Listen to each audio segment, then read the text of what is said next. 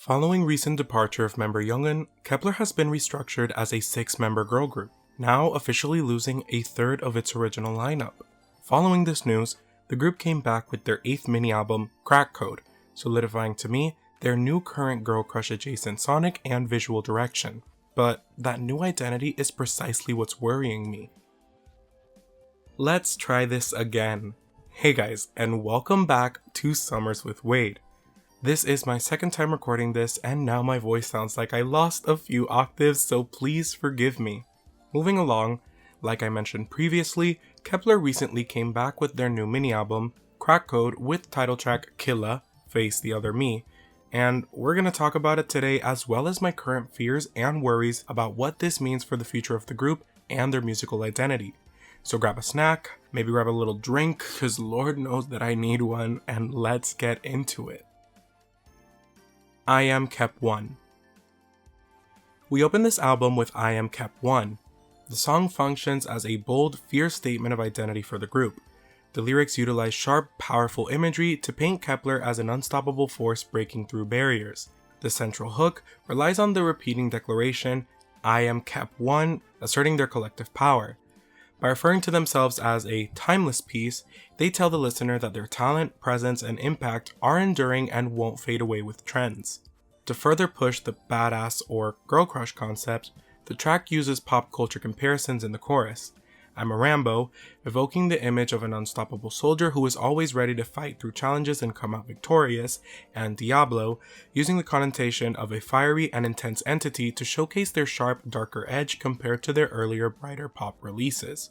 Tying back into Kep1er's long-standing space and cosmic lore, the bridge describes awakening like a black hole. This metaphor implies a massive, irresistible gravity.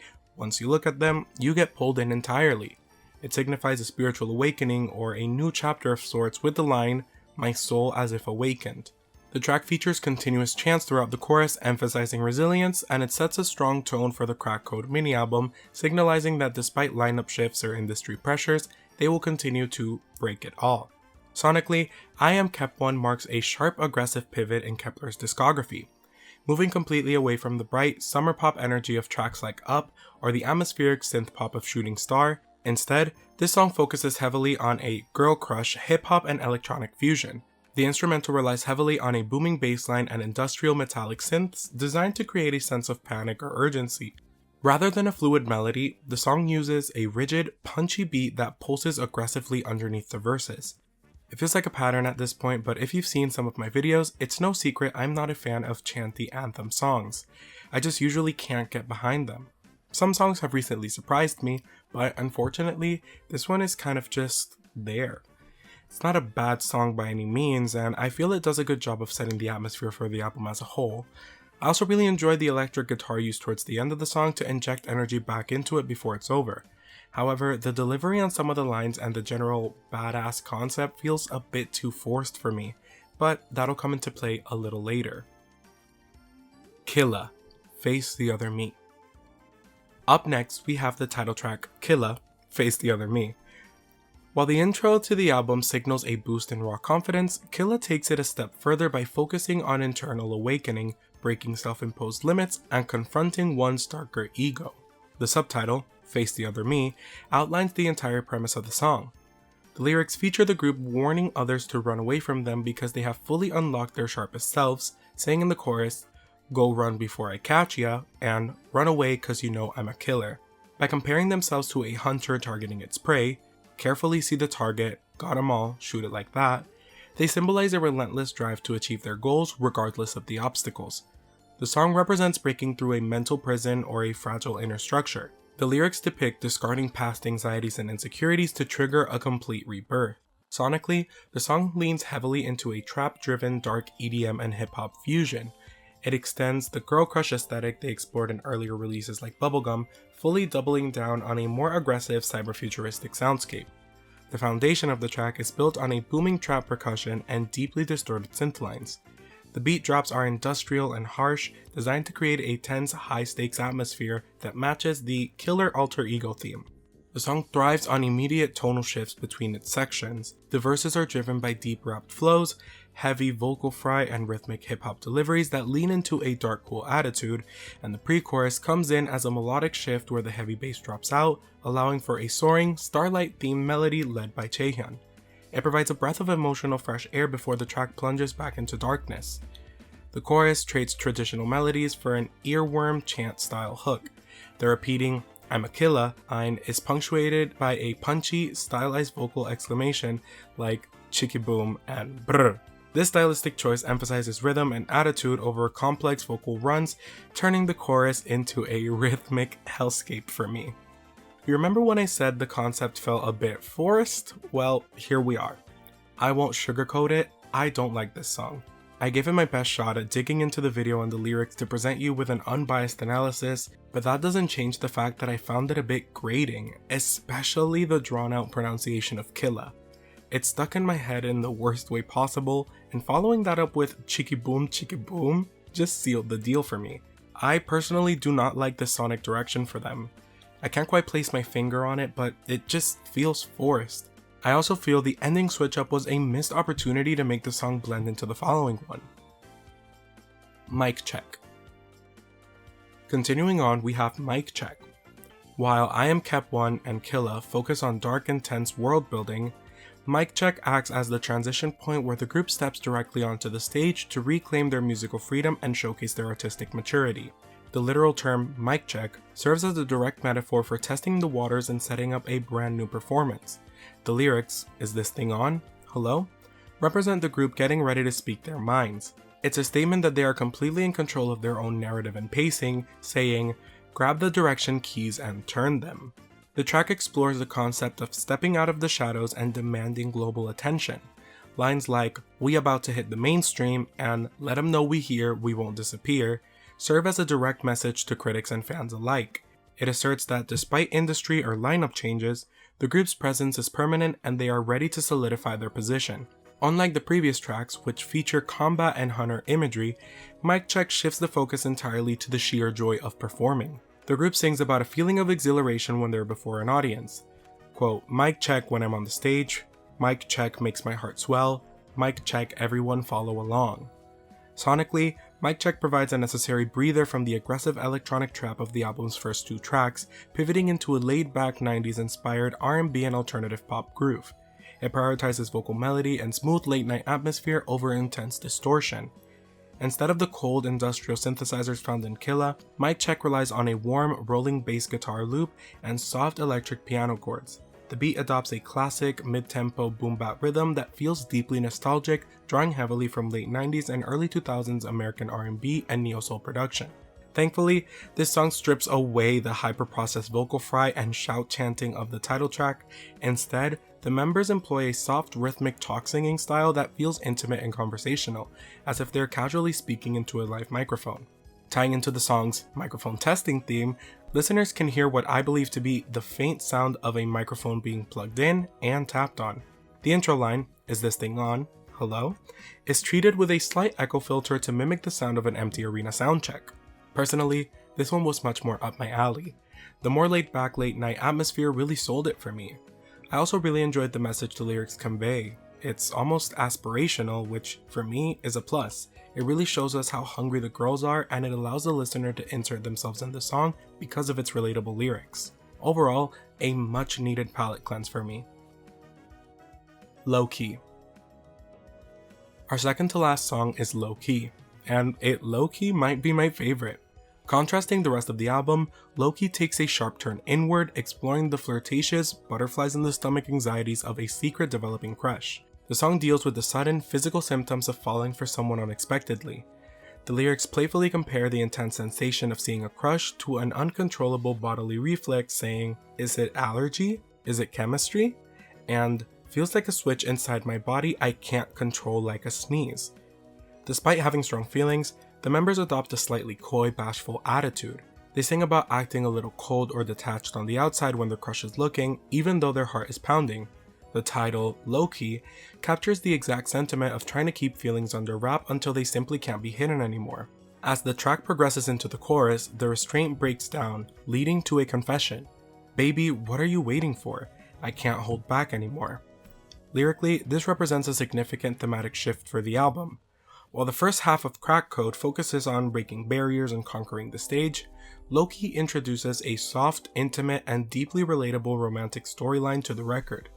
Sonically, it strips down the album's production even further, diving headfirst into chill, late-night lo-fi pop and contemporary R&B with trap elements. It trades high-tempo energy for a hazy, atmospheric groove that mimics the feeling of a private late-night confession. The entire track is wrapped in a soft, dreamy texture. It heavily utilizes a warm Rhodes electric piano, playing jazz-infused chord progressions to create a nostalgic, intimate mood. While the melodic elements are soft and fluid, the borrowed trap elements keep the song from dragging. They help provide a playful, bouncy backbone that perfectly mirrors the nervous, fluttering heartbeat of a secret crush. If you're an avid watcher of the channel, it's no surprise that I like this one. Quite literally, it features everything I like. I could have maybe used a traditional bridge instead of a third verse, but I also appreciate the song as it is. I don't really have much to say, it's an enjoyable listen. Addicted to Ya. Closing out the album, we have Addicted to Ya, a fiery, intense foil to our previous track. The song opens with the members immediately admitting defeat to their feelings. So easily addicted. Yeah, you hooked on me. The lyrics paint a picture of a love that dominates their thoughts entirely, leaving them unable to function when the other person isn't around, saying in the pre-chorus, "I can't even breathe without you." To emphasize how trapped they feel, the lyrics use vivid, dark wildlife imagery. The members describe themselves as a butterfly trapped in a spider web, and admit that they are willingly riding into the other person's grasp, knowing they're acting like a freak, and feel entirely powerless to break free from the trap. The most defining and striking thematic element of the song is found in the intense chorus hook, "Oh, put your teeth on me," and "It hurts but I like it." These lines highlight a classic dark romance trope where the danger and pain of the relationship actually make it more thrilling and addictive. The more toxic or hazardous the situation becomes, the harder they sink into it, saying, "I'm addicted. The more dangerous it is, the deeper I fall." The song concludes on a note of total submission. The bridge and final chorus reiterate that even when they actively try to run away or break the cycle, they inevitably end up falling right back into temptation. "Even when I try to escape, I keep run to you," and "There's no going back now." Sonic direction perfectly mirrors its toxic and chaotic lyrical themes, plunging the listener into a high-tension club-style track, blending elements from UK garage and dark synth-pop, featuring a prominent guitar throughout. It shifts the album's energy from a late-night chill vibe back into an intense, adrenaline-fueled rush. The song is built entirely on urgency and the feeling of being trapped. It features an almost frantic, syncopated percussion mimicking a racing heartbeat, perfectly translating the feeling of a panicked, uncontrollable obsession into physical movement. I honestly have mixed feelings about the song.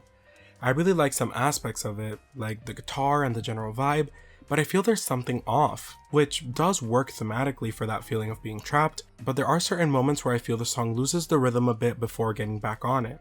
It might be a me thing, so I won't harp on that too much, but having it as an album closer kind of killed the satisfaction for me. Thematically, it makes perfect sense, but because I wasn't too crazy for it personally, it kind of dragged the album down a little. Final album thoughts. Coming into this album, I was honestly pretty nervous. Between Youngeun's departure and the increasingly aggressive direction Kep1er has been moving towards over their last few releases, I wasn't entirely sure what I was gonna get. And after sitting with Crack Code for a while, I think my feelings are a lot more complicated than a simple "I liked it" or "I didn't." The biggest thing holding this mini album back for me is the title track.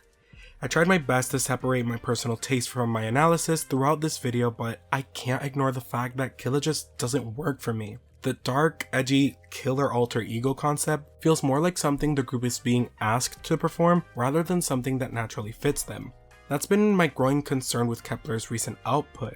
It sometimes feels like they're chasing a girl crush identity instead of building upon the qualities that originally made them stand out.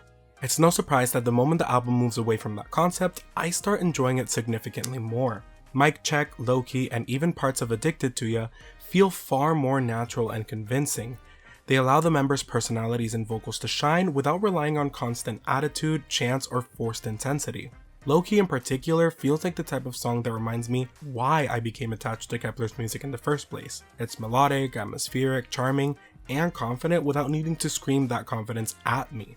That's what leaves me feeling conflicted, because despite my issues with the title track and overall concept direction, I don't think this is an all bad mini album. In fact, I think it's actually pretty solid. The production is polished, the members sound great, and there are multiple songs here that I genuinely enjoy and will continue listening to. The problem isn't necessarily the quality, it's the identity or lack thereof. When I listen to Crack Code, I find myself asking what kind of group Kep1er wants to be moving forward. Are they the bright, cosmic group that gave us songs like Shooting Star and Up? Are they this darker, more aggressive performance-focused act? Or are they somewhere in the middle? Right now, it feels like they're still searching for that answer, which brings me to the title of this video. Why I'm worried about Kep1er. The easy answer would be to say it's because I don't like the current sonic direction as much as some of their previous releases, but honestly, that's not really the problem. Groups change sounds all the time. Some of my favorite artists have completely reinvented themselves multiple times throughout their careers. The real issue is that Kep1er currently feels like a group lacking stability and consistency at a time when that's exactly what they desperately need. When Kep1er debuted, they had a very distinct identity. Even when the music wasn't always my favorite, we fresh, there was a clear sense of who they were. They had the cosmic imagery, the bright energy, the youthful optimism, and the feeling that they existed in their own little corner of K-pop. Songs like Wadada, Up, Galileo, and Shooting Star all felt connected by an underlying thread. You could disagree on which era was best, but you could still recognize it as Kep1er. Lately, however, it feels like that identity has become less clear. Instead of refining what made them unique, it sometimes feels like they're trying to fit into a lane that already has dozens of established competitors. The darker girl crush concepts, the heavier trap production, the chant-heavy choruses and aggressive imagery aren't inherently bad. Plenty of groups do that style well. My concern is whether those concepts are helping Kep1er stand out or causing them to blend into an increasingly crowded field. And unfortunately, that concern becomes even bigger when you consider everything happening around the group. Since debut, Kep1er has experienced significant lineup changes. First, Mashiro and Yeso departed, now Youngeun. The group that debuted and captured people's attention through Girls Planet 999 is no longer the same group standing on stage today. And that's not a criticism of the remaining members whatsoever. They've worked incredibly hard to adapt and continue moving forward. But every lineup change naturally forces a group to rebuild its chemistry, its image, and its relationship with fans. The reality is that every departure creates uncertainty. Then there's the issue nobody really likes talking about: permanence. Kep1er was never intended to be a permanent group. Their contract extension gave fans more time, which I'm incredibly grateful for, but extensions aren't forever. Every comeback now exists under a cloud of uncertainty because nobody truly knows how much time remains. That creates a strange pressure where every release feels more important than the last. And that's where the declining buzz becomes concerning. I'm not saying Kep1er is unpopular. They still have a dedicated fanbase, solid sales, and supporters all around the world. But it's impossible to ignore that the level of attention surrounding the group isn't what it was during debut or even a few releases ago. And obviously that's normal for survival show groups. The challenge is maintaining momentum once the initial excitement fades. What worries me is the possibility of the group spending their remaining years chasing trends instead of strengthening the qualities that made people fall in love with them in the first place. Because beneath all my criticisms, I still see the vision. MIC CHECK reminded me of how charismatic they are. LOWKEY reminded me how good they sound when they're allowed to settle into a groove. Even throughout the songs I wasn't crazy about, there were vocal performances and moments that showcased exactly why this group has survived every challenge thrown at them. So overall, while Crack Code isn't my favorite Kep1er release, it's also far from my least favorite. It's a mini album filled with moments that remind me why I still root for this group, even when I don't agree with every creative decision. For now, I'll remain cautiously optimistic and hope that whatever chapter comes next helps solidify exactly who Kep1er wants to be. Because I don't want Kep1er to become a temporary group whose final years are spent searching for an identity. I want them to define one. I want them to look at what makes Kep1er unique and double down on it. Because if there's one thing this album proved to me, is that the talent is still there. The question now is whether the industry, the company, and the group themselves can figure out exactly what they want Kep1er to be before time runs out. But that's all I have for you today. Truth be told, I accidentally deleted the voiceover I had initially recorded for this video and another one for next week, so you guys will probably be hearing me like this for a while. Regardless, I hope you enjoyed today's video. If you did, remember to like, comment, share, and subscribe. Click that bell icon so you're notified every time I post a video. Tell me in the comments down below, what are your thoughts on the album and the group as a whole? Remember that I love you all so much, and I'll see you guys on Friday with the first episode of the ITZY project. Bye! Oh, I can't do that. Bye!